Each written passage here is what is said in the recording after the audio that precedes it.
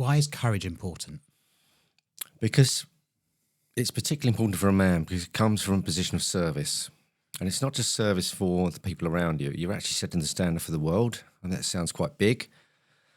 But service is risk-taking. It's stretching the boundaries. It's doing the right thing. It's serving other people, serving your community. It's really the embodiment of what a man is. So I always believe that courage, if men understand courage and what it actually means, they're more likely to adhere to that path. And it's interesting because courage comes from the Latin word cor, which means heart. So it's the unification of the heart and mind in order to go forward.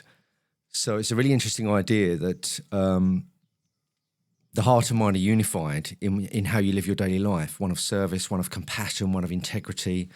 And it was Maya Angelou that said, courage is so important, you can't practice any other value consistently without courage because it reinforces everything else. And the truth is, if you don't have a primary aim at courage, what I found is after so many years, decades of coaching, there's no middle ground. There's no sitting on the fence. You actually do gravitate to the opposite. So you'll start to be constricted, not take risk, be concerned about what other people say. You'll live your life according to other people's rules and values and how they want you to behave. It just naturally happens. So you have to have a strong compass towards courage and what that actually means as in service, breaking through your comfort zones, expanding out of where you are, and the big responsibility of you're defining the world you live in as a man. You define it. That's your ultimate responsibility and duty. You are the guiding light. And that's why it's such an important value. It's the value to focus on. And I think there was somebody talking about happiness. A lot of people talk about happiness, how to be happy, how to be happy. And I think we're enticed towards that because it moves us away from the massive responsibility of courage. It's easy to go after happiness, although I think it's not a very good goal. It's a fleeting moment that happens when you're having dinner with your children, you're having fun. But actually, it's not a goal in itself. But courage is, because it defines how you're going to raise your children, what sort of man you're going to be, how you're going to walk in the world, what sort of business you're going to have, and how you're going to nurture your own family. Happiness doesn't necessarily do that. It's just a fleeting emotion. It comes and goes. Yeah, I've always had an issue with happiness. And the more I've kind of inquired what it is, and I'm like, what happiness? Like that. It's so funny because you think about, I just want to be happy. How righteous. Like, just be happy. Yeah. What does that mean? And like you say, these are fleeting moments. We can be happy eating an ice cream for 5 minutes, but what does that really mean? What does it say about you as a person? Like, happiness is not really a thing. Like, and I think the more we inquire around what is happiness, we realize it's futile, it's kind of fleeting, and it doesn't really mean anything. And I think for a man, you've got to be made of stronger stuff in some respects. You've got to have more responsibility. And I think that's one of the foundations of being a man. So I'm just going to pick up on the point you said here about this combination of the heart and the mind. Can you just expand on that? Because I've never heard anyone talk about that before in that way. Yes. I think that I speak to a lot of guys, believe it or not, about love, but not the love not the sentimental love. Because if you stand in a room full of guys and you talk about love, half that room will recoil and say, this is not what I signed up for. But when you look at the ancient term, the Greek term of Agapē love, it meant for men to hold themselves accountable to the highest level. And it's your duty to put that standard around your society and the world around you. Totally different meaning. Once you give guys that meaning, they think, that I understand, that I like, that I get. So in order to do that, there is this heartfelt strength of thinking, yes, I want to build the world around me. It's beyond the mind. It's a feeling of nurturing your society and lifting men up. And that's what strong men do. Strong men will lift each other up. Weak men will push them down. They will entice them to be less than they are, which we've got too much of at the moment. Yeah, and that's what I see. I see a lot of that. I see a lot of that as well in business and just out in the community, which is, there's not enough men out there which are of strength. I was talking to you before, which is like that, it's the role model thing. Like there's just not many, we don't have many role models. A lot of us don't have the same relationship with our fathers. We don't really see those role models. What Why don't you think we have that sort of person that we're looking up to? Like, we don't see that enough in the community. That's a really big question. I think this has been unfolding for decades. I think men have actively been attacked in society. I think they've been attacked in movies. I think men have felt the need to step down, step away. I'm seeing a catastrophe of that at the moment as a coach, because I coach both men and boys. So I'm picking up, one hand, the men that want to be more, and maybe they've lost contact with their children because they weren't there. And I'm picking up the boys that haven't got the fathers in their society anymore and no mentors. So I'm seeing pain on both ends.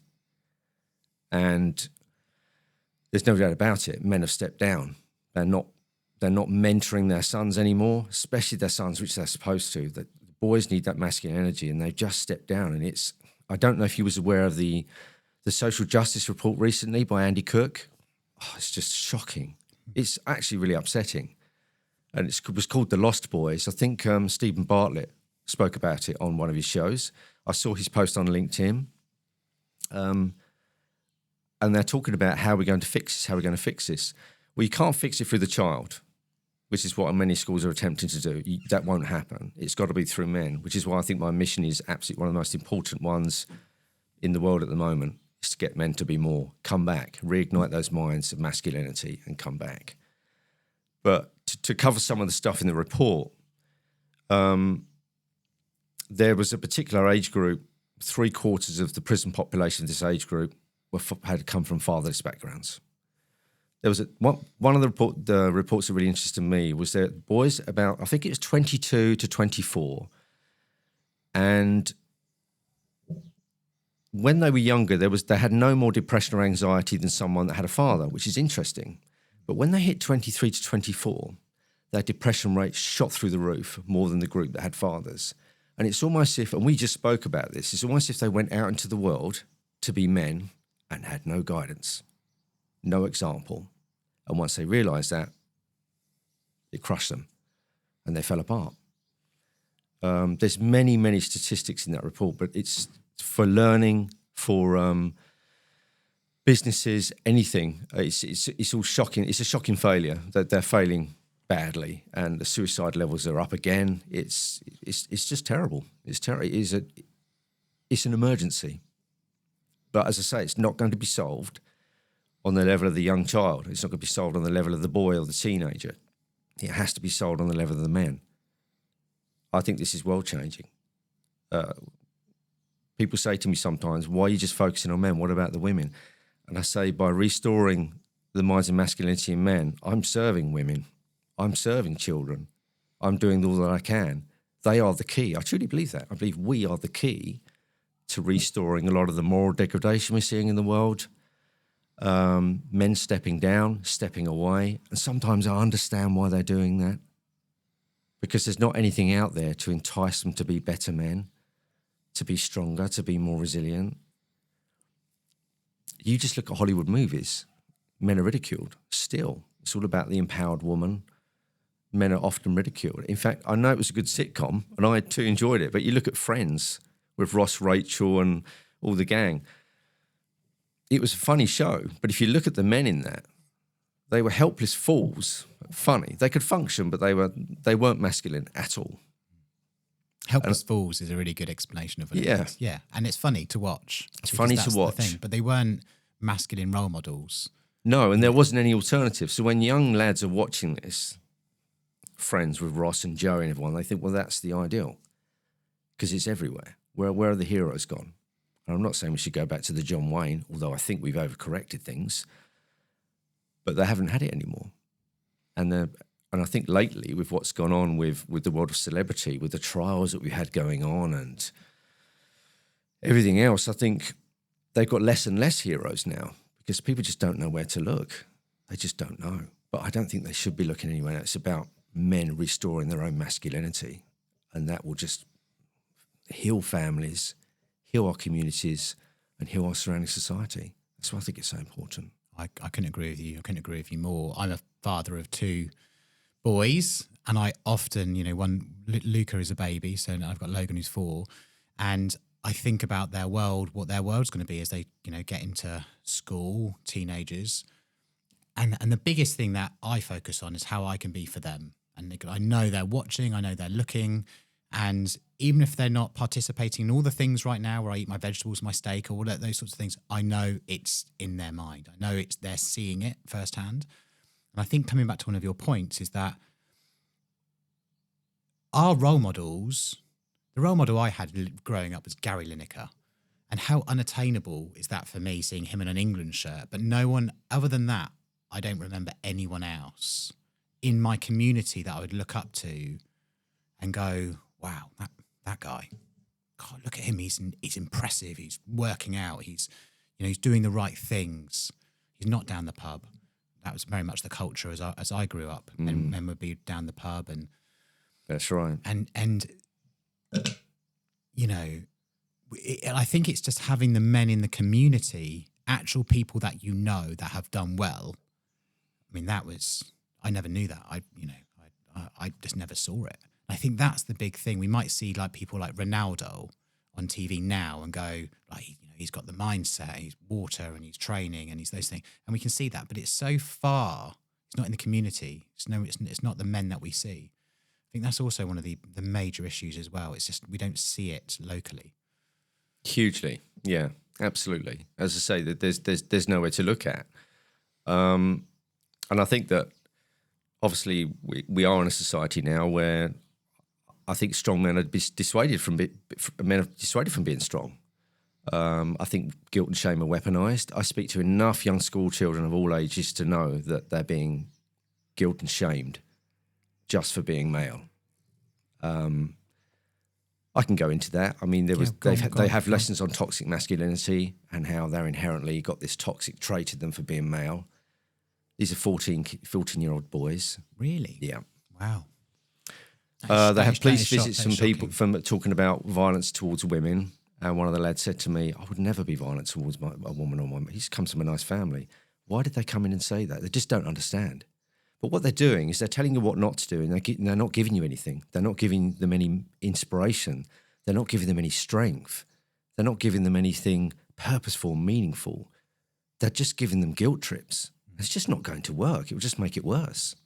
The thing is, as a man and formerly as a boy, it doesn't work by saying don't do that. No. What works is seeing what is, because what happens is I see it with my 4-year-old. He'll copy everything I do and everything I say. Oh, daddy's wearing shades, I'm going to wear shades. That's fine, right? But it's just that they will copy exactly what you do, what they're seeing. They won't listen to your words, they'll copy.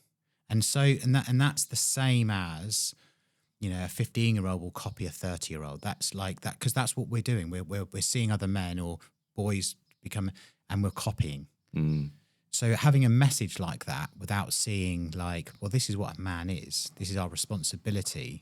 We need to see it. That's the big thing. Yeah, absolutely. We spoke about this earlier, didn't we? About young boys looking at male role model, because they're going to be the first. You are going to be your son's first male hero. That's it. However you behave and the habits you've got in place, and they watch them, that's going to go into their sponge-like brains and build their own sense of self and how they should navigate in the world. That's massive. If we just started with that on talking to men that have got young children, saying, do you know your responsibility? I don't think people are aware of it. Do you know your responsibility here? It's not down to the school. It's not down to anybody else. It's you as the father to set the boundaries, the discipline, and be that role model they actually desire. It's not a case of, oh, do they want this or not? It's yes, it's not what they need. They absolutely, it's part of their DNA. They need to look out for somebody now that's going to show them the way early in life. We could change things dramatically just from that, just by taking young fathers and saying, this is your duty, this is your responsibility. And that might be a bit of a shock to some of them, but man, what a start. Well, that immediately takes me to something that happened this morning, right? Now, if I wasn't at home, let's just say I wasn't in the house, or I'd left, I'd ran up, I'd had children, I'd left. My 4-year-old was very upset this morning, and he screamed at mummy. And he's like, "Mummy, you're not listening to me," and he shouted at her really loudly. And it was shocking. He shouldn't have shouted, but all those things, but he did. The next immediate thing happened was I took him aside and was like, we do not talk to mummy like that. We do not talk to women like that. You don't talk to people like that. You talk in a calm, reasonable way. Brilliant. Right? And we took him away and I explained why. And I said, because we love mummy, right? Mummy's important to our family, right? Mummy's an important person. She's here to raise you and help you. And she didn't know she'd done something wrong in your eyes, right? So you just ask her nicely, right? That's what's important. She was asking you to. We took him out of that situation, had a conversation, brought him back, and he said, I'm sorry, mummy, for the way I spoke to you. Like, cool, done. That has to happen, because if not, what would happen? If I wasn't there in that situation, he screamed at her, she might have screamed at him, and then they would have gone off and had the day.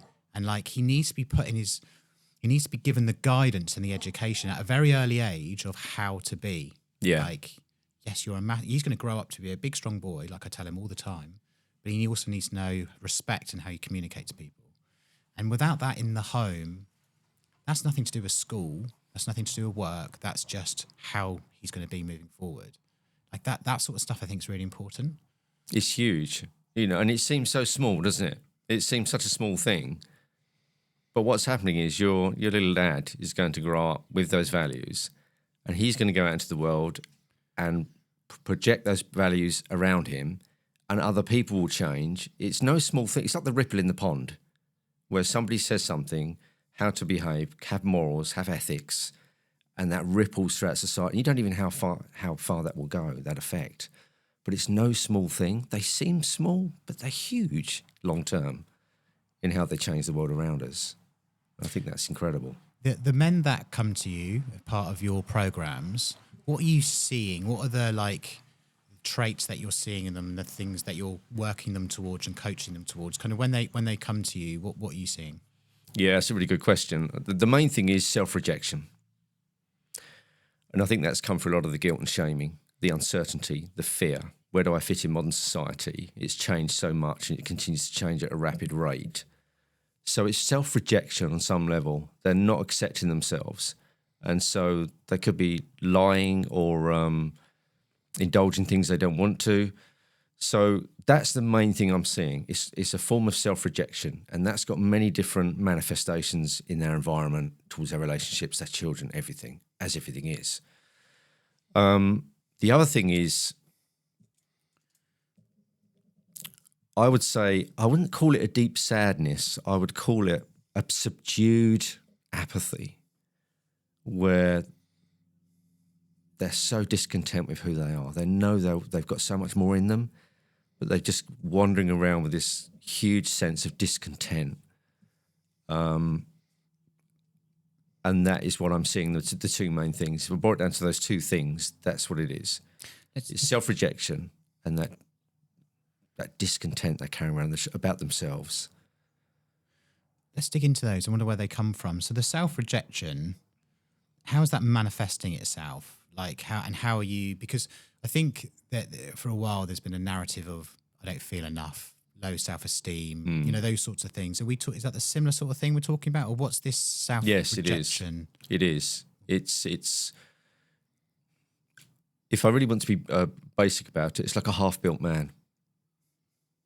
He's got half the stuff he always wanted to have and half of it's missing. So he's got these, and it's not material stuff, it's character defaults. Because believe me, I have guys come to me that are extremely successful and they're quite broken because they thought once they got there, once they got the car, the woman, or the several women, they'd have this arrival point. And of course it's not. They've got the same character defaults they always had.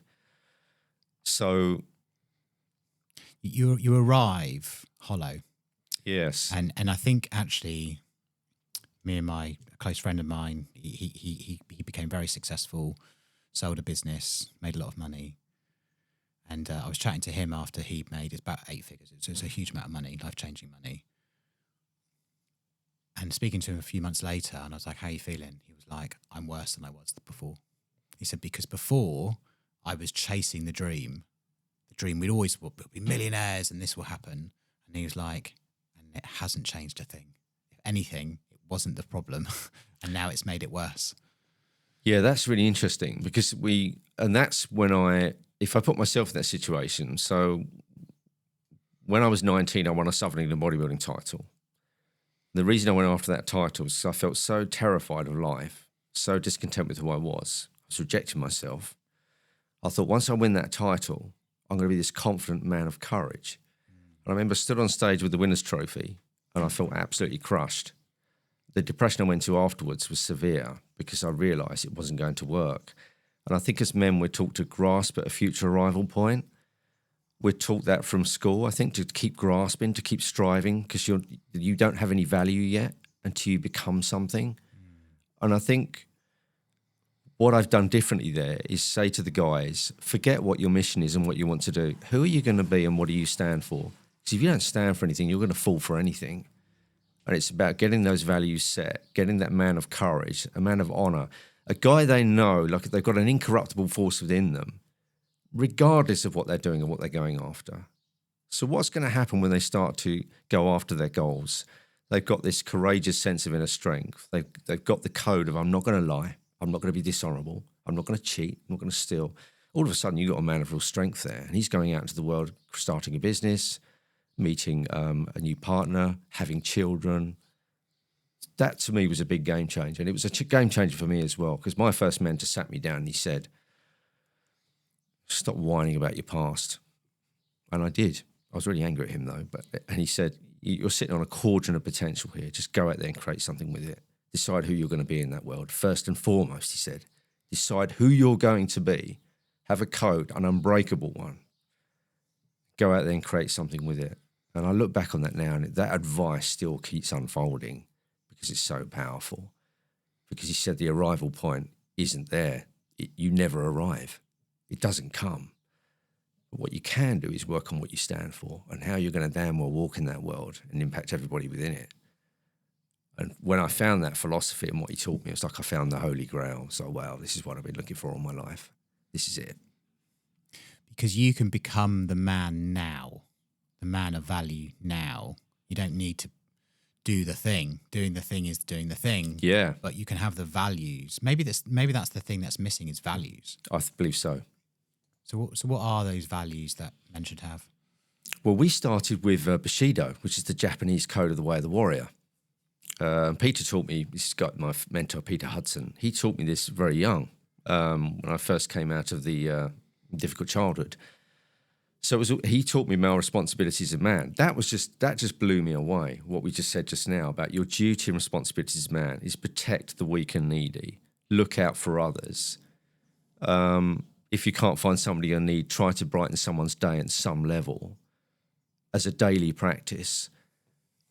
Courage, make sure you're physically fit and highly trained and lead a strict. I was reading this thing thinking, wow, it just blew me away. It literally blew me away because I thought I didn't realise I've been looking for it. And I tell you, Simon, I've been teaching this for years now, and all the young guys that come to me and learn that code are absolutely equally blown away. They are. And we've got our own 7 courages now. And I always start with that one of responsibility. Do you know what your responsibility is as a man? Do you know why you're here? And what you're going to have to be. Straight away, you can't be a shrinking violet anymore and be like a half man or avoid your masculinity anymore. When they hear that, it's like, wow, I better step up. I didn't realise that was my purpose here. I didn't realise that was my responsibility as a man.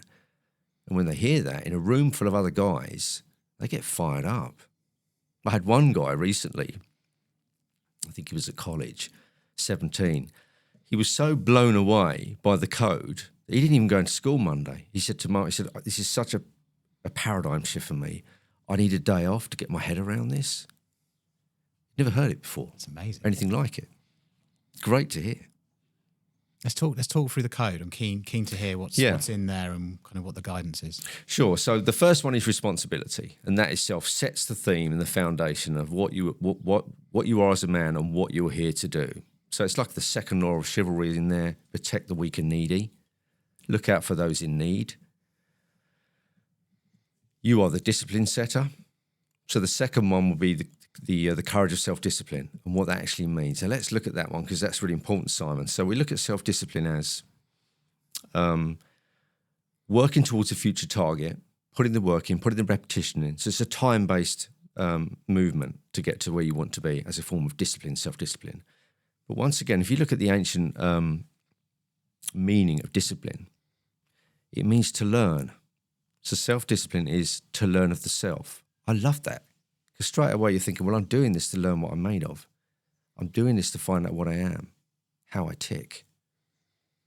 It makes it completely different. Instead of do the discipline because we tell you to, do as you're told, shut up and just do it without question. When the guys understand, right, so self-discipline is about learning all about what I'm made of, what I can do in the world. That's the reason, the motivation for doing it. And there's two parts of self-discipline, two freedoms, because I know a lot of the guys say self-discipline leads to freedom, but there's actually a freedom at the start. So a lot of guys find is they've reached this point where life's not working, and they say to me, I want to be more disciplined. And they think freedom's at the end of like a 8-week program, a year's program. But there's actually a freedom at the start. Because if you sit down and look at how your beliefs, your behavior and your habits have formed your life, there's a freedom right there in that moment. So that's the first freedoms before you even do anything, is that moment where you think, where you see it and you go, this was all about me all along. It was just my lens of perception, how I saw the world. So there's a freedom right away. The other freedom is at the end of the self-discipline is the proof. I've done this for 3 months. Look at the physical shape I'm in. Look at the food I'm eating. I've lost a stone. I've started that new business I said I'd never do. So there's the freedom of proof. So you've got the first part is how you've created the world around you, your own perception. And then you've got the second part, which is the freedom of proof. I've proved it. I remember one guy, I won't name him, but it was a great moment. He was in tears at the end of the program and he came up to me crying. He said, I never knew I was capable of this. I never knew it. I thought, what a beautiful moment. So he'd gone through his life thinking, I can't do that. I can't do that. I'm not good enough for that. And he went through this 6-month process and said, he was in tears saying, I just didn't know I was capable of this. It's fantastic. So that's our big self-discipline section. And then we look at integrity. Integer in Latin, which is, and this is really interesting. This is where it gets really interesting. So the ancient idea of integrity was mental health. So if you didn't have integrity, if you lied and you were dishonest, they looked on you as mentally ill. Really? Yeah. Wow. Wow. That's quite something, isn't it? Isn't it? Isn't it? That's quite something. So they looked upon you as someone who had a mental illness if you would tell lies. Yeah. That's incredible. I love that.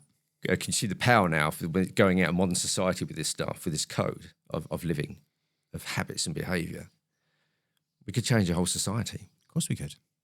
There'd be so much change. Yeah. Everyone was really, if men as the core pillar started changing how they saw themselves and their responsibility to the world and how to treat people and how to look after themselves, and then also have the values of, I will never lie, I will never manipulate, I won't do these, I won't do those things. That's just not me. My integrity is to tell the truth and be honest. Yeah. The impact that has on your relationship with your children, relationship with your workplace. Absolutely. And I've got CEOs that I coach and they read that poster every morning before they go to work, and they read it again before they go to bed, and they read it again at work sometimes, just to say, this is who I am. That's my character. That's my code. And that's so powerful, because what do most of us do? We get out of bed, we flick up the phone and we look at the news and go, oh, look, there's another war on. Stock market's crashed. Some murders around, wherever it may be in London, and we just fill our minds with that stuff. And we start the day with fear,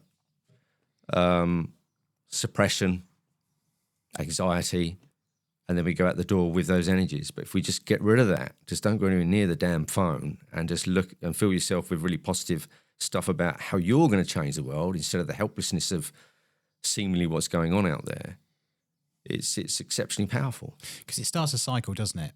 And I feel like this is maybe the crisis is around social media and the phone, because decades ago, before this was a thing, you wouldn't have had exposure to all the things that was happening before the internet. So I remember a world before the internet, and I didn't know what was going on in the next village or what's going on, and you just wouldn't have known, because unless you watched news or something. But like, it wasn't there on your phone straight away, and therefore, just what I was talking about there is this, like, it starts off your day on a negative. Yeah. You're not building. And that, you said an important word there, hopelessness. This war's going on. Trump's in power. This has happened. The stock market's crashing. This is, it's hope. Then the day is then a few things happen at work. The day is beginning to be hopeless and hopeless and hopeless. And then like, I just want to get over this, start drinking. Yeah. Or lunchtime, I'll just go get a takeaway. Just want to Box get out set of of this. Netflix. Get Yeah, home absolutely. and just, Yeah. I'll just get a takeaway for tonight, and then we'll just watch Netflix for 3 or 4 hours. Like, and then nothing, like, you're just like, you're in this really low energy survival mode. Subduing, distraction. Yeah, and it's just on repeat, on repeat, on repeat. And you've kind of got to get away from that. You've got to get out of that. That's the trapped cycle. I think that's where people find themselves. I think what guys need to realise is they have so much power. All they need to do is ignore that and go out there in the world and be different and be what, as Gandhi said, be the change you want to see in the world. I know everyone uses that quote, but it's so damn true. Go out there and be the change you want to see. Don't just sit at home, shrinking away, hiding behind the sofa, hoping it's all going to go away at some point, or you'll just keep distracting yourself constantly. Men have so much power, and I wish men would understand that.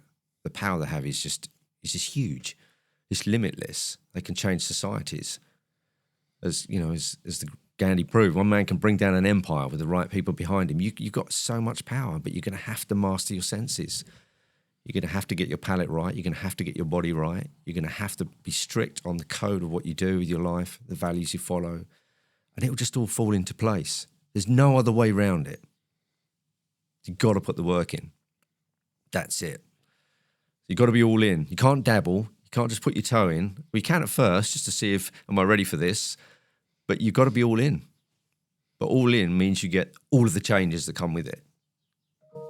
And that's a powerful thing for men to follow. And the sooner they do it, the better. Their life will turn around. What's the resistance that you're seeing? Why isn't there more? It still shocks me when I go to the gym in the morning that, like, there's a class going on and there's hardly any men around. And I'm like, where is everyone at 6 a.m.? Why isn't there a huge queue outside of people trying to get into the gym? Because, like, it's the most fundamental thing of how you should start your day, whether you train in the morning or whatever. I agree with you. But Me you should too. be, I think, meditation, training, walking, those sorts of basics should just be ingrained in people. But I look around and I'm like, where are other men? Like, where are they all? At home, in bed? What, staying up late? I don't know what they're doing. I don't know where they are. So, like, why? What's the resistance? What's actually happening? Where is everyone? I think what you're describing is the level of being subdued, the level of being suppressed, how much they feel it. That's what you're describing is the level. What we're dealing with is that level of suppression. And I still coach guys in their 50s and in their late 40s, but it can be hard. Some of them are great. Some of them are ready. I've got to this place in my life. I've had enough, and they're brilliant. But some of them, a lot of them, they just fight me all the way. I'm thinking, why have you come to me? You're still stuck in this comfort zone. Maybe they've done all right financially, the health's failed, but they're just stuck in the comfort zone. They do resist it because I think for guys, the fear of change is so great. And this is a hard thing to say, that sometimes they would often rather take their own life than change. That's how invested they are in the resistance towards what they could be. And it all comes down to fear. But the young guys, they're lapping it up. And it gives me great hope because if I can get guys in their late teens, 20s, early 30s lean into this, then that's the next generation. They can change things. They really can. So I'm really interested in those guys. And they're the ones that really love it because it's all about warrior mindset, physical fitness, eating right. We've even got a chef now, a part of Unlimited Courage, because I trained him for many years. He headed up over 22 restaurants in London. So he's actually the guy, because you know what it's like, Simon. You know what to eat, but sometimes you think, oh, maybe I could prepare this a bit better, or how do I do it? Well, he comes in and does that now. So he's got this great role of coming in and going, I'll show you how to prepare it, how to increase the protein in eggs, how to do this with a fish, make it more palatable, make it more tasty. And the guys love it. They absolutely love it. Because not only have they got nutrition, they've got this guy showing them how to cook it, how to prepare it. They've got the training, and they've got this big warrior philosophy at the back of it. So that's why the young groups drop, the age group's dropping, because they want it. They really want it. How much of moving into being like the man of value or a man of value comes back down to some of, I'm going to call them the basics, but kind of the things of just nutrition, training, those core things? How much of it is kind of getting people, even in that first step of like, these are the core principles of things that you need to be just part of your life? How much of your work is kind of just focused around those basics, if you will? Yeah, that's the big courage and self-discipline part. So we could spend 6 weeks on that. I don't mean now. I mean, it's part of the course. Yeah, hugely, because I think what guys need to hear, and it always shocks them when they hear this, most young guys, and older guys too, they're watching a lot of porn. They're drinking a lot of alcohol. They're taking recreational drugs. I know loads of guys in the city that have got very high positions. They're taking cocaine to get through the day. We can touch on that later, that stuff, but it's quite shocking. But so I say to the guys, you have to master your senses, because there's this idea. Let's take porn, for instance. A guy's looking at porn several times a week, and he's thinking, I shut the curtains, no one can see me, and I just go to work, or I go back to my family, and no one knows what I was doing. That's not true, because the personality that drives you to porn, you take with you wherever you go. So mastering the sense, if you can't master your sense, you won't master anything, because in some way, some format, that addiction, that vice will follow you around, and it will come out in your speech, your behavior, and how you liaise with people. That's what guys don't realize. So when we master our food, what we watch, what we consume on the media and everything else, and our training, we've basically mastered our own little world, and we become really strong men of self-discipline, of self-sovereignty. And so it's massively powerful. That basics you just said, that talk about, that's the base. That's the launch pad there of mastering the senses.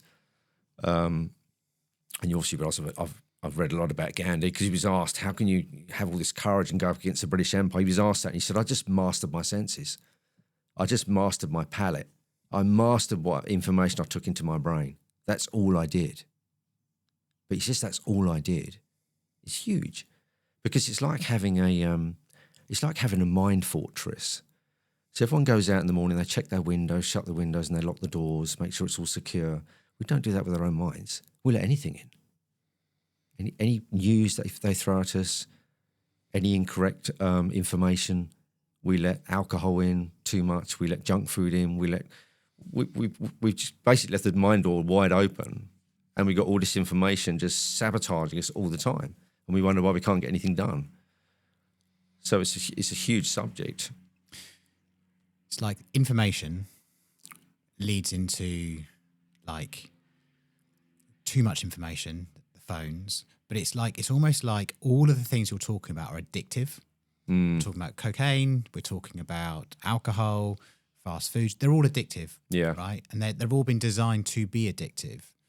And the thing is, what I've found in my journey, because, for a long time I was kind of in that, in my 20s, I was very much in the recreational drugs at the weekend, like work hard, kill myself during the week. But then that would also turn itself into, low self-esteem, depression, those sorts of things. And I just work through it and grind it out, that sort of thing. So, but it's all like addictions, building on another addiction, the fast food is a sugar addiction essentially. And now I want my next sugar hit, or now it's time for alcohol, and they all link in together. Go out and get hammered one night. Okay, well now I still want something more different the next night. And it's just like, it at the point, and this will happen for lots of different people at different times, when you recognize you're in a cycle of addiction, and people are in that for decades. I was certainly in it for a decade or so. When you actually step outside of that, and it takes time, and you realize, and you're like, hang on, I don't need any of this stuff. And it's all of those things like going out doing recreational drugs. It makes you feel whole. It makes you feel something. It makes you go straight to the top of the mountain. I'm now feeling great. Everything's good. But then obviously it all comes with its very negative side effects. And you don't realise back then, certainly in those years when I was doing those things, the answers are so much simpler. They're all within. And that's where a lot of guys don't realise where their power is that you don't need all of this stuff. Totally agree. You don't need it. And I don't know that the earlier in someone's life they understand that, it's almost like the more free that they're going to become. Oh, it should be taught in schools, without a doubt. Everything we've just said should be taught in schools, and it'll create massive change on a level I don't think we could even comprehend. But the addictions you just spoke about, you know, when you're, and I've had mine as well, you're never at peace, are you? You're always They're wanting. supposed to give you some sort of satisfaction and gratification. They do it at the time, but you're never at peace. You never, and it's once again, it's just another voice of self-rejection. I need to do that to feel somebody else. Right in that addiction is that self-rejection. It's the chase. Yeah. So we grew up to believe the chase was the thing. Chase the girl. That's right. Get the car, right? You can have a big party the weekend, but every 15 minutes I'm chasing another line. I'm chasing that next drink. So you're chasing. So, and that's when you take a step back and you can distill it. Now I can look at like a decade, 15 years of my life as that, chasing constantly. So the thing is, you never get freedom from that because you're always chasing the next paycheck, the next this, the next that. And it's a constant. And I never realized while I was in that loop what it was. And, you know, we can both take it back to our childhoods, and obviously you can share yours. What was I trying to escape? I'd call it escapism. What was I trying to escape? That was probably to do with my relationship with my dad. So what am I trying to escape from? Why did I take drugs in my 20s a lot? Like, it's an escape. I'm escaping, like the big party of the weekend. I'm escaping the work life, or I'm escaping my childhood. I'm escaping control. I'm now free. And that's the thing. Without the role models, they're kind of the answers that we find for ourselves, but they're not the answers. No, quite. And it's tough, isn't it, for some fathers? I mean, I've spoken to a lot of much older guys. Well, it was a privilege to meet a couple of World War II vets, Chindit and Commando, and they spoke about their upbringing. And they said to me, everyone thinks it's the good old days, and our fathers certainly were masculine figures. I mean, he said that my generation, I remember a guy called Peter Simmons. He was a Chindit was fought against the Japanese. Amazing stories. He showed me a picture of his father, and he was just a pair of shorts on, standing on this horse, riding along, and an amazing physique. And he said that was my role model. That was what I looked up to. You know, a man that had no saddle, and he was standing on a horse doing tricks and lifting all these weights. And he said, I joined the army as soon as I could. I wanted to be just like him. He said, and he looked at me, he said, you guys don't have that anymore. And here's what he said to me. He said, you guys love your fathers, but you don't want to be like them, do you? That really cut deep. I thought, yeah, he's got a point there. And I must admit, when I shared that story, because I blogged about it, to other fathers, that really hurt them because they knew it was true, because they just weren't mentoring their children. Yeah. So it's... Yeah, that's a big... That's just like struck a chord with me, because I rejected... That my dad was is an amazing provider. He did very, very well at providing, but I also wanted a very different life. So I rejected a lot of what I saw, because he was quite, he's quite an aggressive, angry person. Like back then, different now, but back then for sure. So you kind of like go, do I want to be like that? It's a little bit the example I shared about my son earlier. I was like, we will never shout at women. We will not, and I suppose what I saw growing up was a very argumentative family, which would have been led by my dad. And it's like, that's not what I want. No. So that point which you've just said there, which is you don't want to be like your fathers. No. And that's the big missing link, isn't it? Absolutely. And for me, that was really obvious, because my mother and father split up when I was about 2 or 3 years old, very young. He'd been raised in an orphanage, I believe, in Ireland. You've got to remember, this guy's about, if he's still alive, he'd be late 80s now, 90. So being a child, being raised in an Irish orphanage in those days, you can only imagine the loveless society that was there. We've seen enough movies and information on this now. So he couldn't love. He couldn't love me, he couldn't love my sister, and he couldn't love my mother. He just couldn't do it. Wasn't capable of it. At first I took that personally, but later on I forgave him because I thought, it's not your fault. You just didn't know how to. You had such a terrible upbringing, you just didn't know how to love. But obviously, he saw me, I think, once a month. It wasn't very often, but by the time I was 9, he just found a readily made family of his own and never saw me again. Unfortunately, we then went on to have the influence of an abusive stepfather who was extremely cruel to my sister. In fact, one of my most, an image that still stays with me is when he passed her on the stairs, because he'd turned the heating off in her room in winter just to make her as cold as possible. And then when she came down the stairs to complain about it, he'd pass her on the stairs and just elbow straight in the head. And I still remember the ricochet off the wall, the impact of her head. And I was about 11 then, I think.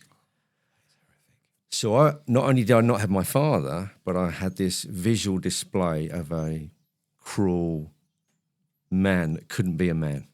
He couldn't embrace his masculinity.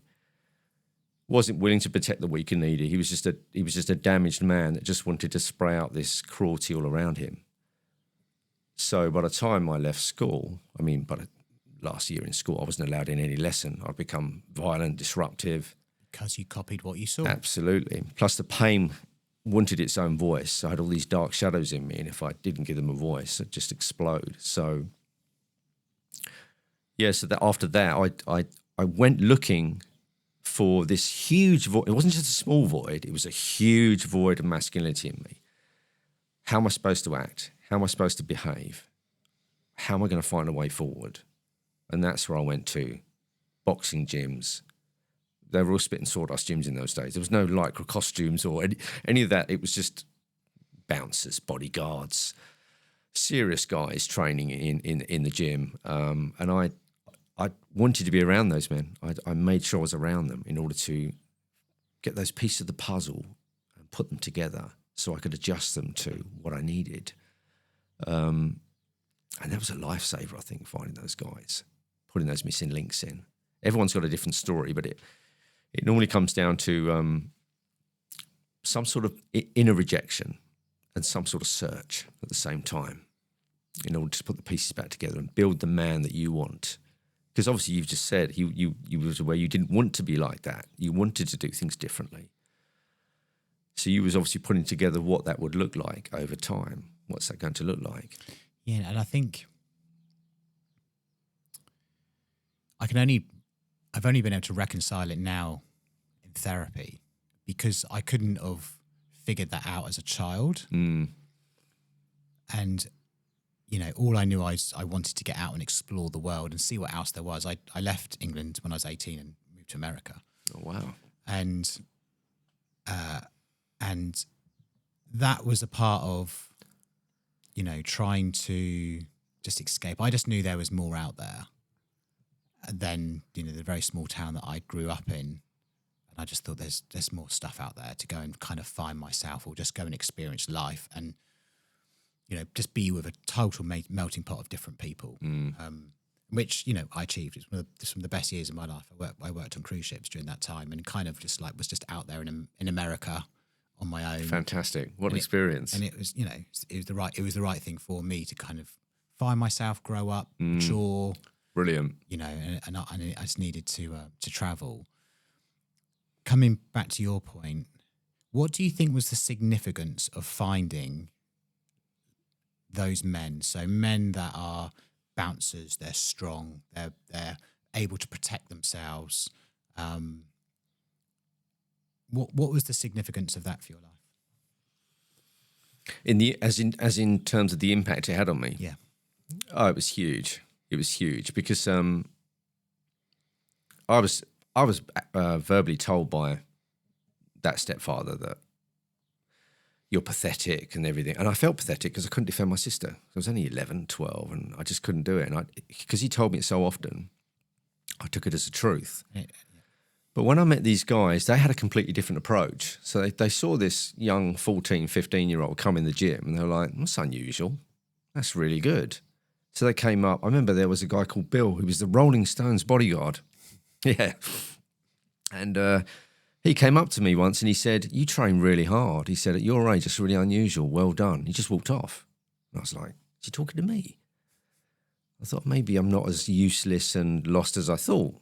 And slowly but surely, other guys would come up. They got used to me. And they'd say, "I can't believe how hard you train at your age. It's just really quite something, how disciplined you are." And gradually, they built this sense of self-worth in me. And then one of the guys, he sadly passed away too soon a couple of years ago, my first karate instructor, Martin Sparrowhawk. He was this guy was a monster. He ran the doors in Maidstone, a big bald-headed guy and fought all over the world in karate. But he said, come and join my karate class. And gradually, they said to me, "Well, you're really good at what you do. Keep going. You're getting stronger." And I realised, I can't remember which one of them said it, but they said to me, "Do you know what?" They said, "You can't change the level of the mind you're in on the level of the same mind." I didn't understand what they meant at the time. You can't change the level of the mind you're currently in on that same level. So they basically said, if you train and forget about that and make yourself strong, give yourself a sense of self-worth, discipline yourself, don't worry about sorting out all those problems. It'll work on its own. Do you know what, Simon? They were right. They were right. Because when you're training, you don't think about your problems. If someone's holding pads in front of me, like a guy like that saying, "Right, come on, 3 rounds, 4 rounds," I'm not going to think, "Oh, I had such a terrible childhood." I'm in the moment. And this guy's giving me feedback saying, "Harder, faster, come on, you're doing great. Keep going, keep going." So it was just breaks in the chain of thought of I'm worthless to, bloody hell, look at me. Didn't know I could do this. And I'm getting praise. And those spaces became bigger and longer over time until the other stuff didn't matter.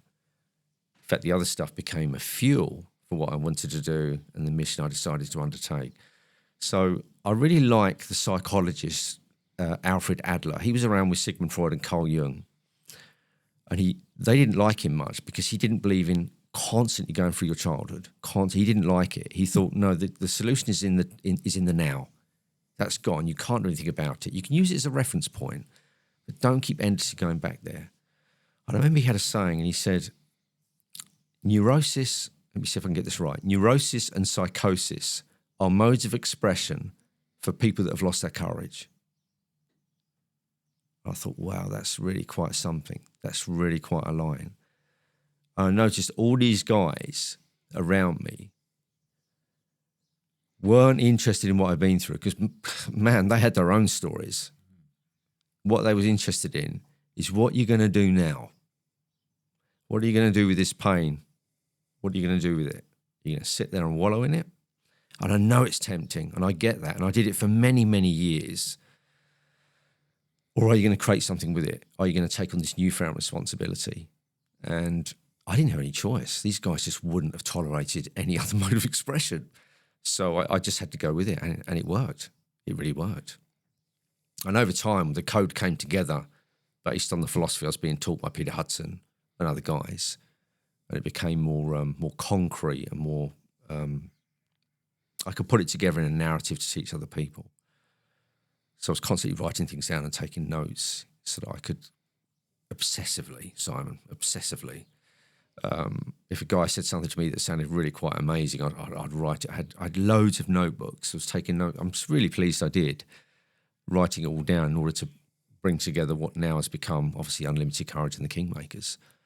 But, so I did try, I think you probably did it when you were a little bit older with the therapy. I did try it when I was very young, but it just wasn't sticking because the problem I had, I felt so scared of being vulnerable. Someone was asking me to be vulnerable and speaking to them, and I just couldn't do it because I thought, I already feel worthless and extremely vulnerable. Don't ask me to be more vulnerable. I just can't do it. So that method for me at the time worked. With we had a room full of guys that were just legends. We had a guy that fought Dolph Lundgren from Rocky IV to a draw. Big guy used to drop me down the train station at night. I was surrounded by monsters, but amazing guys. I think that's also a lot of this is that being surrounded by the right people, Yeah. the people you respect and looked up to, because that's also, you know, kind of what we're talking about here, which is being in the community. No, I'll start again. Being with other men, which you can look up to. So when you're a boy looking up to your father, or when you're a boy looking at, like, my biggest hero is my cousin. He was 2 years older than me. I was 4, he was 6. He could get in the school football team. He was great at football. And I was like, he's my inspiration. You know, and then obviously we've grown up, we've grown up together, but he wore a blue shirt, I'll wear a blue shirt, you know, we'll go out and pretend we play for Everton. That was inspirational. And like what you're talking about there is like men need, even if someone's just a few years older, they need someone to look up to. I always gravitated to older guys because they would show you how to be. Yes, me too. And, Absolutely. And what you've got there in that is like a bunch of motivated, strong, actual strong, like strong in the mind, strong in the body, actual strong men who aren't, you know, using the weekend to get as smashed as possible and, you know, push away all these kind of thoughts and all that kind of stuff. They're actually confronting things. And because when you're boxing, when you're in the moment, you don't have that issues. Like you're in it. Yeah. Right? You're being a man. You're using your masculinity. You're using your natural aggression in a positive way. Yeah, absolutely. Same with the judo and all those different martial arts. It was, you know, and I think that's why, Simon, I didn't get into the drinking scene. I never went down that route because those guys didn't do it. Because I knew just around the corner was the next tough session, and they wouldn't be drinking. They're not going to turn up with a hangover. So I never got into it. I did fall victim to overtraining. I always say the first thing you find to subdue your pain is probably what you become addicted to. For me, it was training, and I did make myself very ill. And also the porn, because of the sheer isolation and loneliness. It was what drew me in. But we all have our vices. But I never went down the drink route because the guys around me just wouldn't have tolerated it. That'd have called me out. And that's why guys should do that. It's like that Agapē love again. You know, what are you doing? You're worth more than this. Brush yourself down and do it again. And I love that. It's so powerful. And it's lacking now. We just don't have that. Men are too frightened to say what they think, what they feel, what their dreams are, what their goals are. And it's a shame. We need to change it. We are living in a suppressed society. Very much so. Isn't it? It's a suppressed society. Mm. And it's just such a broader issue with like men's suicide rates. Like the biggest issue for men is themselves. Yeah. In suicide rates. And the amount of people that are just not living out the life that they could live out because they don't have the role model, they don't have the guidance. But of course, this is where you come in. This is why it's so needed. I mean, there's a bigger societal issue. There's no question. I don't know how quickly that's ever going to get fixed. No, I guess I'll have to work quite hard. But I think other people get involved as we go forward. I'd like to get it into schools if I can. We have got something up called Young Kingmakers for the teenage boys, which would be great. Where they can get things do you cover? The same, marshalling the senses, the philosophy, but it's just on a level that they can understand. Yeah. So we speak about screen time and Instagram and all these things, but they're okay in moderation. But it's never moderated, though. This is the thing; it's not moderated. So it's all very well for the experts to say it's okay in moderation. Well, most adults can't moderate it. So what chance have the children got? There is no moderation. So it's a ridiculous thing to say. There's no moderation. It's there all the time. This is where the father comes in and says, well, I can say now, I'm sure Chloe will watch this, my daughter's 16 and she stays with me 3 times a week. She's with her mum, my previous relationship, 3 or 4 times a week. So we split the time. I have her phone. So she goes home. The phone stays with me. She's 16. And I think some people have said to her, why'd you put up with that? Well, she's got a choice because it makes her more anxious. It makes her ill. And it just makes her life darker. They can't moderate it. So that's where parents have to be really strong and say, you've been on that for half an hour, however old they are, say, give it to me. And you're not having it in your room. No, it's bedtime now. Give me the phone. Got to be done. But parents don't. They shrink away from it and wonder why they've got problems. So much could be solved just if the fathers step up and play that role again of this is the rules in the house. And that's just the way it is. Do you see the Netflix Adolescence? Yes. What was your view on it? It was very powerful. I think it was very powerful, but I do not agree with showing it in schools. Reason being, because once again, you're giving them nothing. You're just giving them warnings again. You're not giving them a solution. If they want to show adolescence and then a film on bravery, courage, responsibility for boys and a bit of stoicism, a bit of Marcus Aurelius teaching, fine, do it. But don't just give the one. If you're going to do one, do the other one, the inspirational one, because that will take care of the other one. But no, I don't agree with showing adolescence in schools on its own, just as more, look at what you shouldn't do, because that's all they're doing. Yeah. Why isn't there the stoic Marcus Aurelius, like that kind of stuff earlier in people's lives? Because, I mean, I'm in my 40s now, and I only started reading and learning about this probably the last 5 to 10 years. So, and it's because I've gone searching for guidance, you know, and you know, found people that kind of talk about that kind of stuff. But like all of these core fundamentals of how to be a man, how to be this, you know, the code that you're talking about, it's just not anywhere. No. There's no guidance on it. No, it's not. And then what happens is people grow up through the school, there's bullying in schools, people don't have respect. Like most guys have been bullied, or you've been in a situation where, you know, there's been a fight or whatever, and you got two on one or 3 on 1 or whatever. And it's just like, well, like there's just no, that whole code, that positivity thing of actually we can be stronger together, we can lift each other up. That just doesn't exist anywhere. No, it doesn't. And we've lost the ability to connect and communicate with each other. And actually, I think, you know, I was speaking to some other people on the podcast a few weeks ago, that there's a further epidemic as guys get older where they just have no connections because they haven't kept in contact with friends. They haven't got that band of brothers approach. The isolation, yeah. They're isolated. Devastating. Yeah. There's a huge, you know, all walks throughout a boy into a man to an older man's life. There are these, I call them come back to connections, where the connection isn't there. You know, the connection with the father isn't there. The connection with peers isn't there. Not in the right way. It's always in this like below the line kind of way. You know, if I think about my 20s were all about working and taking drugs below the line. But I had no one else to like look and go that, oh, I want to be like him. I want to be like him. There was none of that. It's just so rife at every level.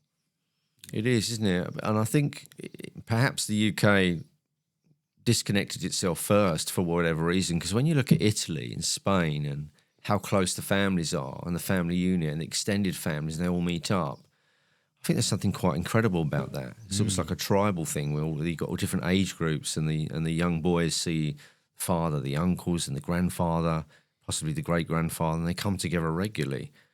I mean, that would be amazing. It is. That kind of like amazing. community. Yeah, and the fact you'd learn from so many different men at so many different levels, those different archetypes of the warrior and the sage, and throughout when you're still young and you're learning from them, it's well, any age, it's so valuable. But I don't think the UK has done that for a long, long time. Yeah. I even question whether it was ever really, I'm sure it was there back in the day, but Italy and Spain tend to keep that. Portugal, they tend to keep that life for so much longer, and possibly still do. And I think that's really important, but we just don't do that anymore, leaving more people more vulnerable. But I read something in, not that I'm particularly religious in that way, but there was a particular quote comes up at the right time. It was Psalms, and it was about, look out for the boys that have lost their fathers, for they are now your responsibility to make sure they're okay and to be mentored. It's always been there. It's in every single religion. It's in every single philosophy of that malprotection and looking out for those in need. It's always been there, but we've just turned our backs on it. And by turning our backs on it, we've got a moral decay with it. I believe throughout the world now, we are normalising the most horrendous things, and I think it's because men have stepped down. So I often think about the change it will make will make when men stand back up and go, let's mentor our children properly. Let's have the say now instead of the school, because I'm their father and I'm going to set the boundaries and what I think is right. For instance,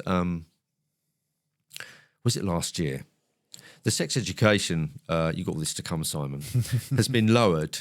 And I think there was, I can't remember, I didn't learn sex education until I was 11, 12. They're now teaching it in primary schools. So I dropped my son off at school today and one of the lads was crying his eyes out because he doesn't like what he's seeing. He's just not ready for it. And they had the beginning of it last year. So I basically said to the teachers, this is not happening. My son's not doing that. We're going to send a letter home to you then. I said, send a letter. It's not going to happen. Got the letter home. We're going to have to report you. Go ahead. They didn't report me. And it's not till I did it. The other guys on the gate said, I wish we'd have done it now.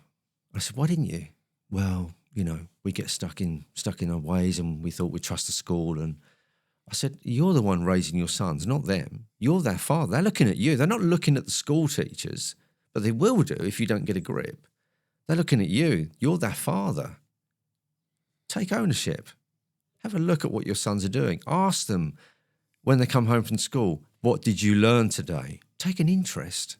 I've got to the point now my lads come in and say, oh, we learned this today, Dad. What do you think about that? And we discuss it over the dinner table. We always sit around the dinner table, always. No one sits in front of the TV with their dinner on their lap. Never. We're always around the table. And it just creates a unit. It creates safety of expression for them.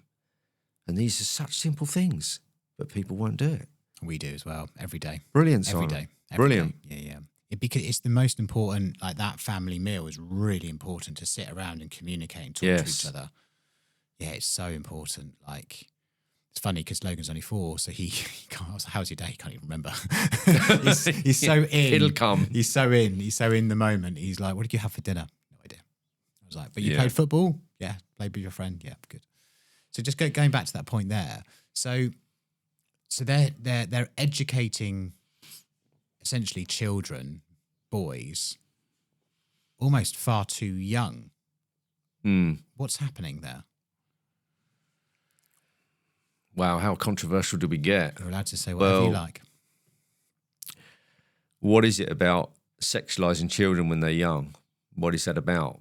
Who's making those decisions? Who's deciding that's the right thing to do? We don't really know. We can only make assumptions and they may not be correct. But what we can say is it's wrong. We don't need any explanations. We don't need to know who's behind it. We don't need to know, I just looked at the outcome this morning. We don't need to know. We just know it's wrong. Yeah. And that's all we need to know. And if as a father decides that it's wrong for his children, then that's good enough. Take them out. Don't go along with it.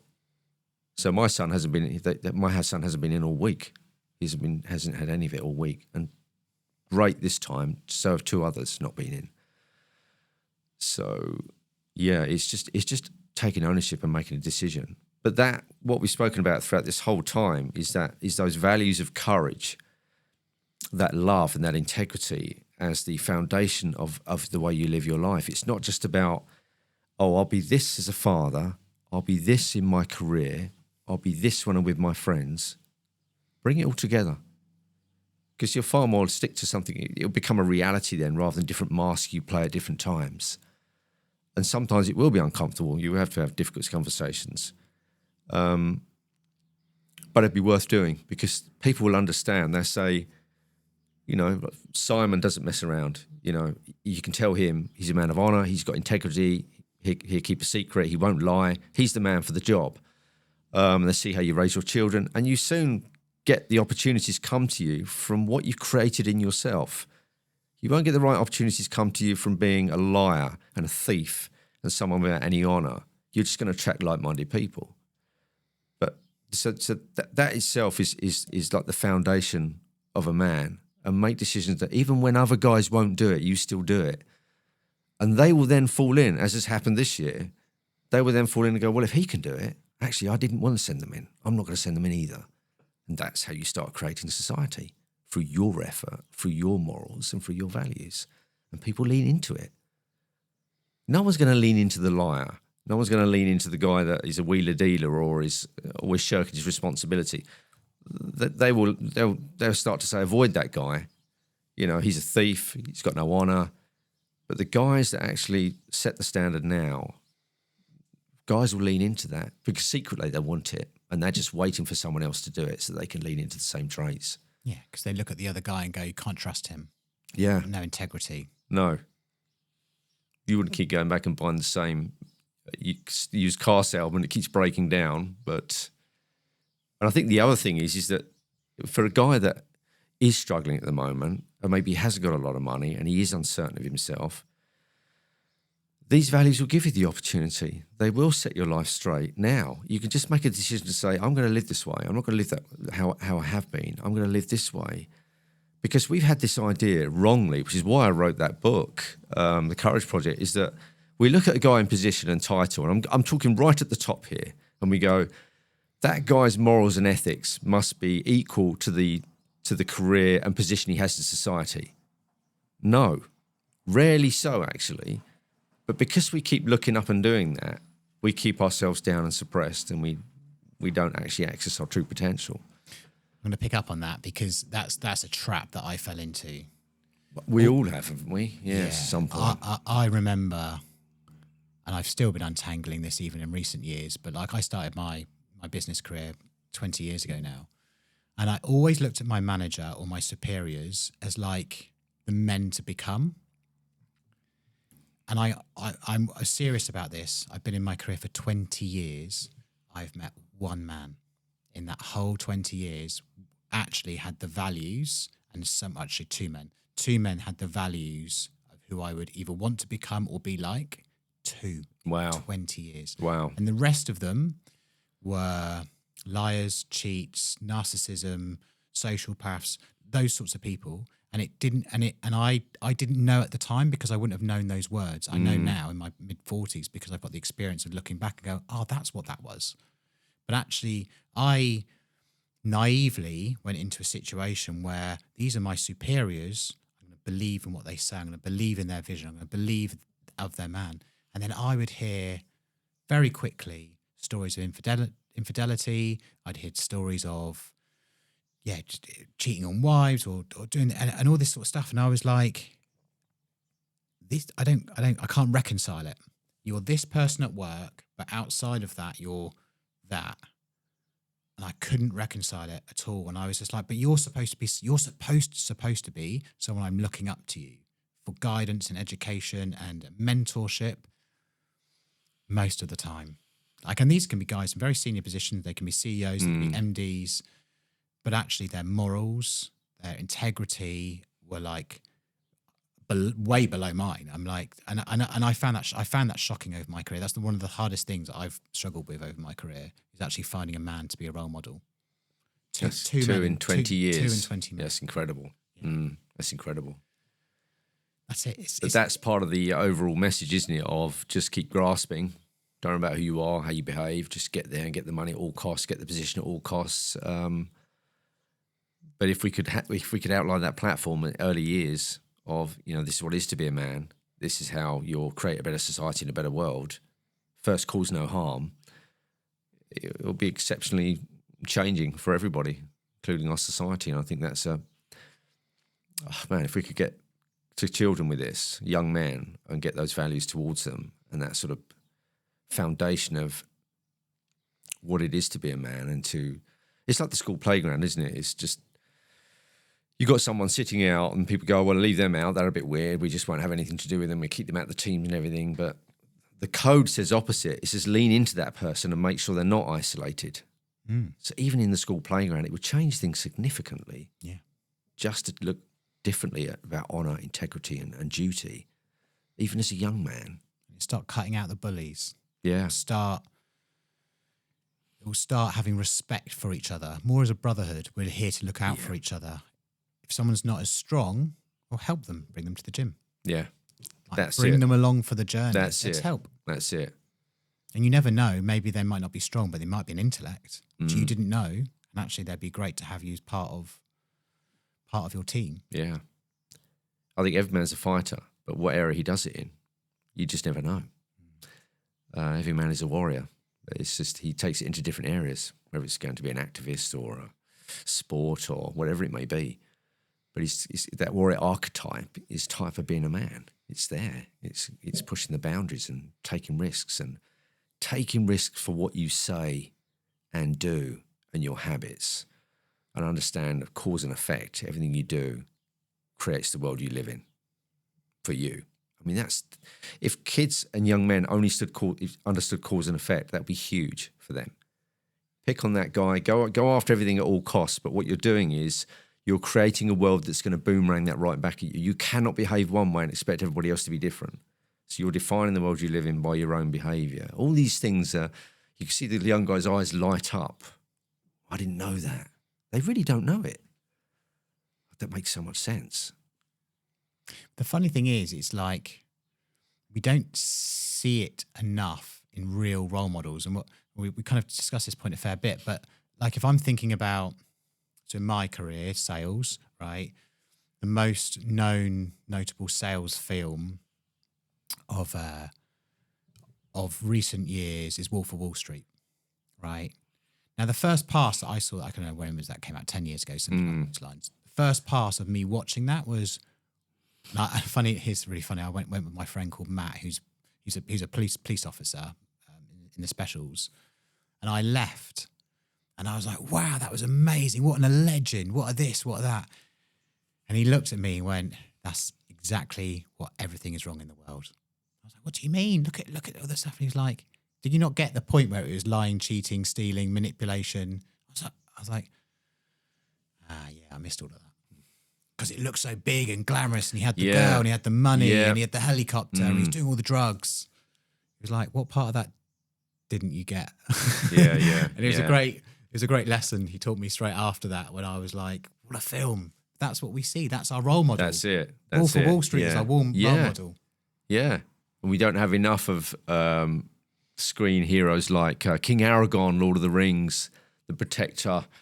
You know, even when Frodo was going to give him the ring, he said, no, it's your duty. While everyone else is trying to get it. He's loyal to his woman, the real warrior, a man of integrity and honour.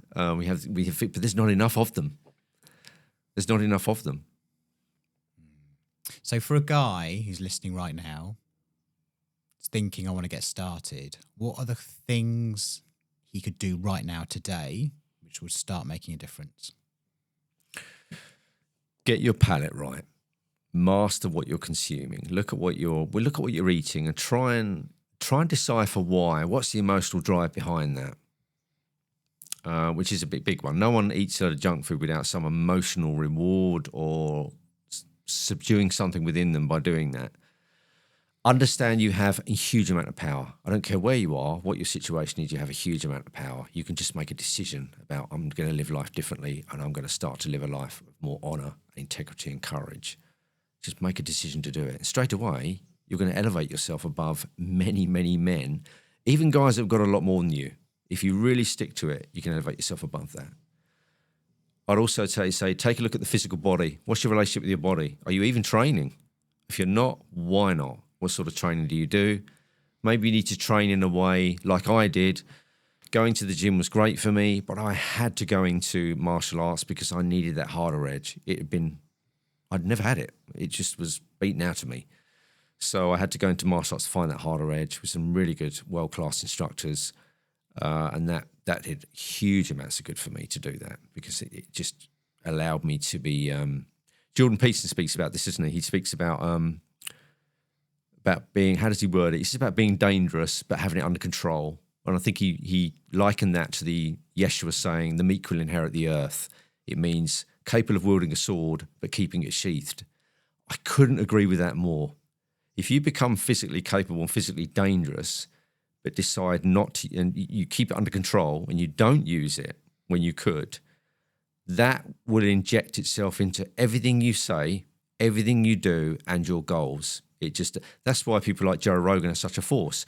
He comes from this backdrop of physicality, which is why he can debate and get his point across so good, because he comes from that position of, I can be quite dangerous actually, because I choose not to use it. I can get it across in my opinion and convictions better.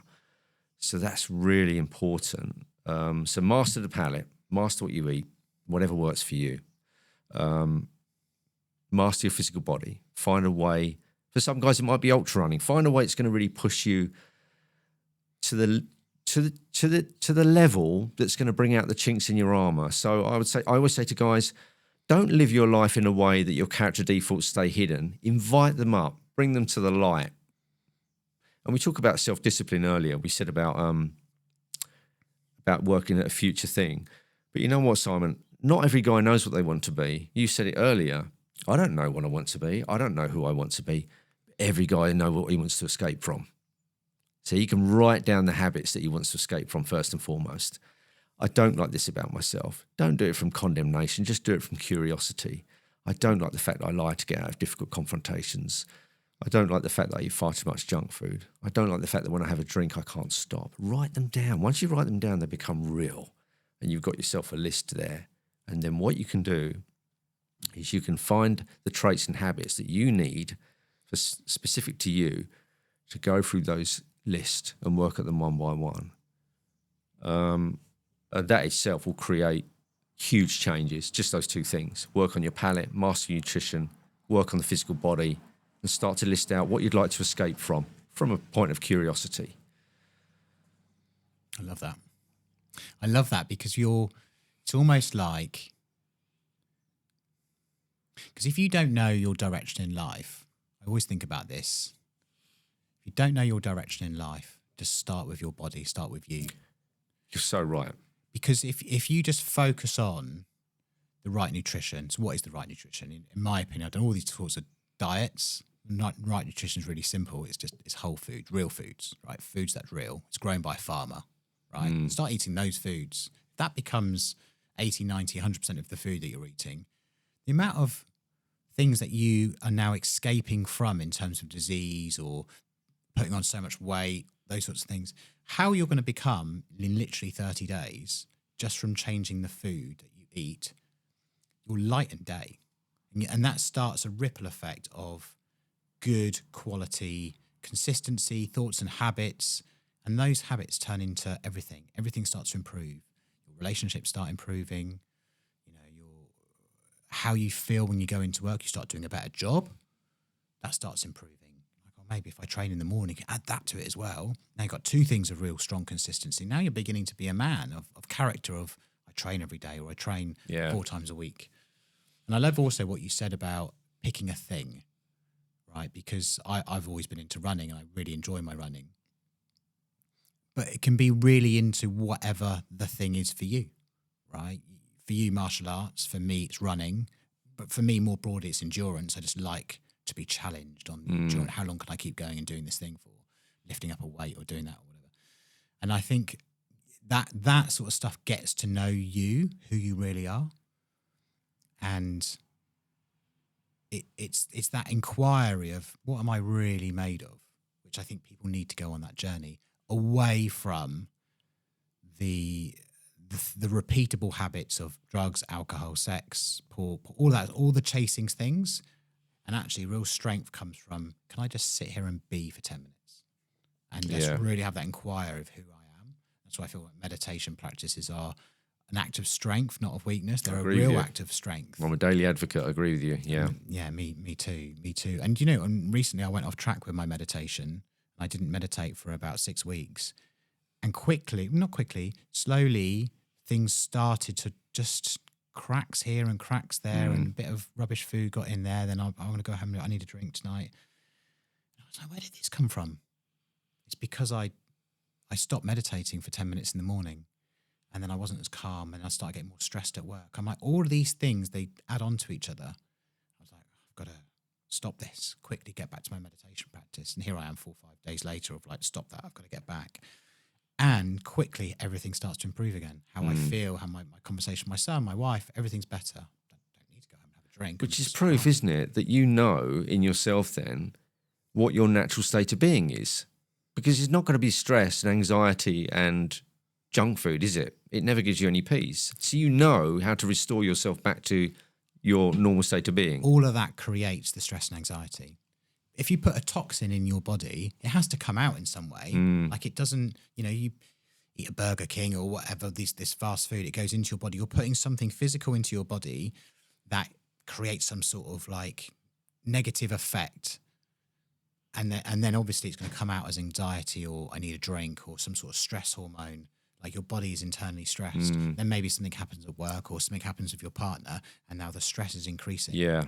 And that's the thing. I'd like to mention that, if it's okay, Simon, about anxiety and depression.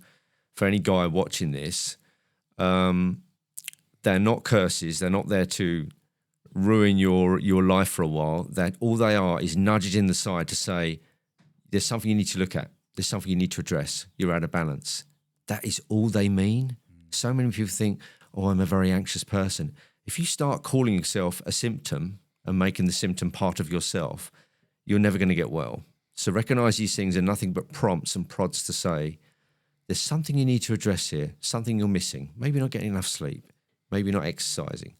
Maybe you're consuming too much media or something else. There's something there, maybe you're in a wrong relationship, that you need to look at. That is what they mean. When you look at anxiety and depression like that, on a lot of these mental health issues, you suddenly realise, that's interesting. That's come up again. I wonder how to correct this. What's going on there? And you start that curiosity rather than, oh, yes, I'm a very anxious person and depression runs in the family. And you've got nowhere to go with that. But if you look at them as prompts, a way of self-signaling, self-healing, to say, look here, there's something you need to address. It becomes growth. It becomes restoration. It becomes healing. You move to the next level. You know how to restore that equilibrium back into your body and mind. I think people need to know that more rather than thinking, oh, I'm an anxious person. That's who I am. No, it's not. It's just a signal. It is a signal. And I've been through that journey a lot, of depression and anxiety and those things. Me too. But interestingly, they always come off the back of partying, drinking, not sleeping, working too much, all of those, or working late hours, all those sorts of things. It's always off the back of that. And it's like the return to self comes when you start getting the foundations back in place. So I'm going to bed at a reasonable time. I'm not drinking alcohol. I'm eating whole foods. We're lifting in the gym and meditation. And quickly, within a few days or a week, return to self. Funny enough, all that anxiety and depression starts to dissipate, starts to go away. All that negative feeling starts to go. So what is that feeling that's been happening for you? Well, if it's a really strong emotion or it's depression, well, maybe it's probably something that's more to do with your habits. It's actually got nothing to do with anything else. Like maybe you're in the wrong job, but once you start looking after yourself properly, maybe you'll learn how to do the job better, or you'll have enough courage back again, to think, oh, actually, I'm better than this. And this is just a stopgap. I am going to go in this direction. Great, you've taken control again. Got to come back to the foundations. Yeah. Always come back to the foundations. Because a lot of the time it's just you're standing still. And that will give you its own disorder, if you like, its own anxiety, its own deep sadness that you're standing still when you could do so much more. We're back to that subduedness that I see in a lot of men that just can't break free from it. So it's not even sometimes about the habit. It's just about that I'm capable of so much more, but I'm just frightened to do it. And of course, the body just turns in on itself. It's almost like we're, as men, we are built to perform and stretch and expand into our greatest capabilities. I truly believe that. I really do. And if you don't, that brings its own suffering. People think, because people look at it, they look at, someone like you, Simon, running a podcast and working and doing what you've done, and they think, oh, God, I couldn't do that. It's so frightening. Speaking in front of people and putting myself out there and building it and whatever else. But here's the thing. If you don't stretch, if you don't expand, it creates a worse suffering. Oh, God. And you start to turn on yourself. Yeah, you do. That's where the drinking comes. Yeah. If you're not pushing yourself and you're not expanding, you're not growing, that's when the drinking comes, or whatever. Let's call it the distraction. That's what happens. And it's interesting, because I reflect on this a lot, which is your body, your intuition knows. So even you can intellectually say, oh, I'm going to go drink tonight. But your inner body knows. There's a part of you, your intuition knows the score. So if you're not showing up in the way that you should be for your true authentic self, your purpose, whatever that is going to be for you, your body knows the score somehow. And if it doesn't like the direction you're going in, it will then pull whatever levers it's got. Yeah. Here's some depression. And it has many. Here's some anxiety, right? To try and get you to stop doing the thing. And then as soon as you release that and actually start going in the right direction, it feels free. Yeah. I'm doing the things again. I'm doing the right thing. I'm going in the right direction. I'm free again. What? It's like light and day. Yeah.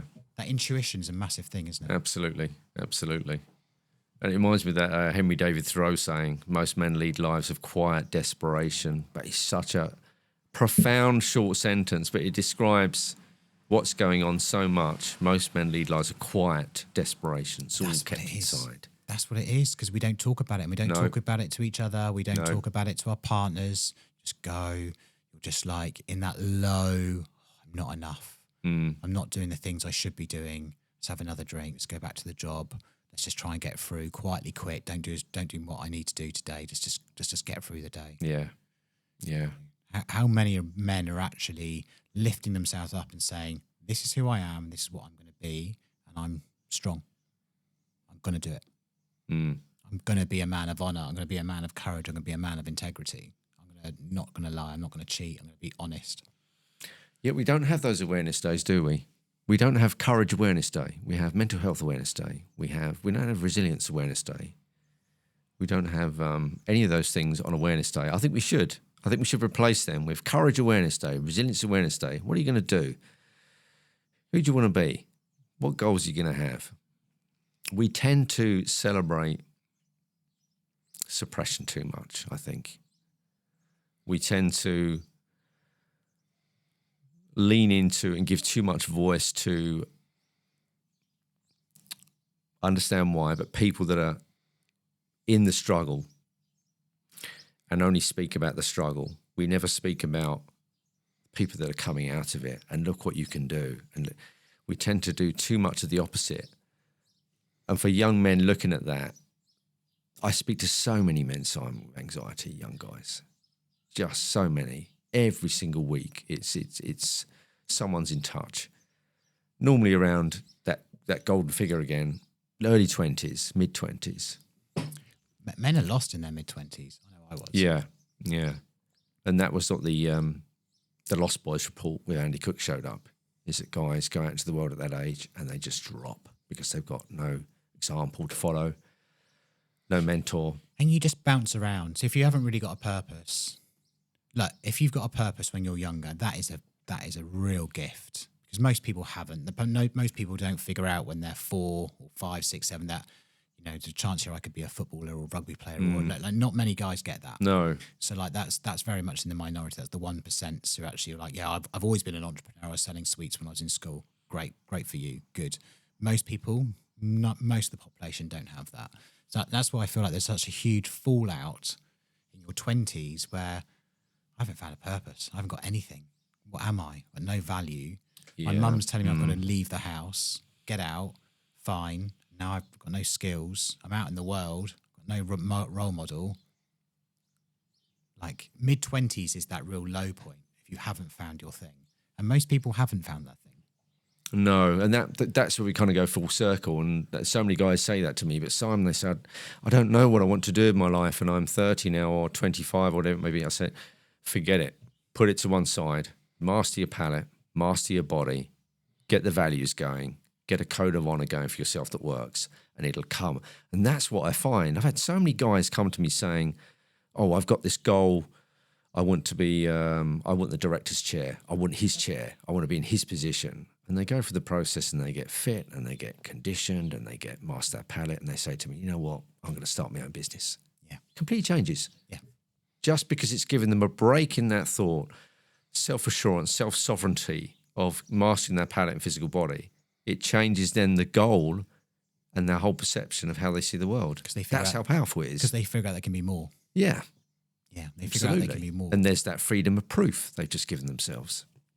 The thing is, while you're consuming alcohol and the toxic foods and those sorts of things, I don't believe, because you're just masking, constantly masking. God, if you're hungover, there's no way that you can lead into intuition on a hangover. No. Like it's not there. What you've done is you've put a toxin on top of the hangover, or put into your body.